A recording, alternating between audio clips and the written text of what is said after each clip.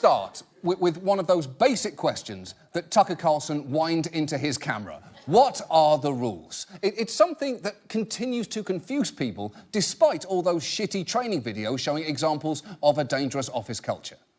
Hey, have you seen the new blonde secretary over in shipping? Boy, can she type. Oh, type?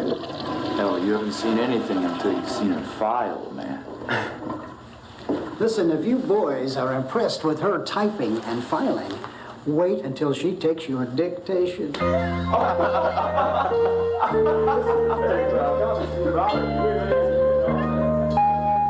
Now, I realise this isn't necessarily the most relevant criticism of that man's behaviour, but he just left without washing his hands. There was just zero daylight between the time his fingers adjusted his colleague's necktie and the time they adjusted his own penis.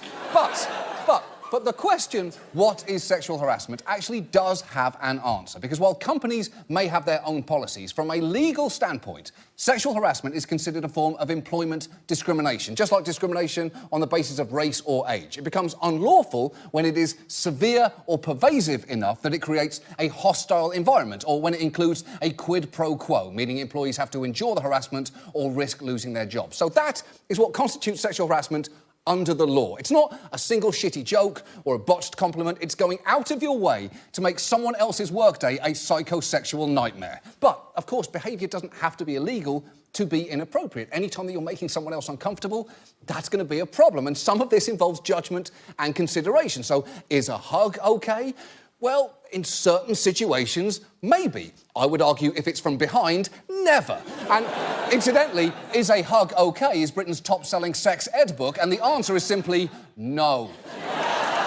The problem is, some people have decided to handle the complexity of this issue not by modifying their behaviour, but by modifying their staff. And I will let instantly exhausting Easter Island head Tony Robbins, the author of the book The Worst Person You Know is currently reading this, I'll let him explain.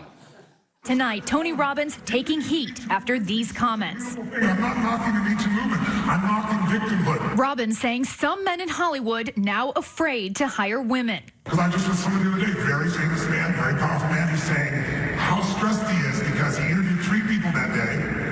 One was a woman, 2 were men. The woman was better qualified, but she was very attractive, and he knew I can't have her around because it's too big a risk, and he hired somebody else.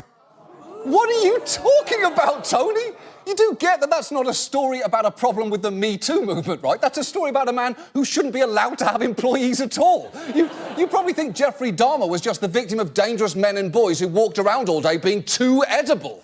Now, thing is, unfortunately, arguments like that can slow down any movement towards finding real solutions, and too often aspersions are cast on anyone coming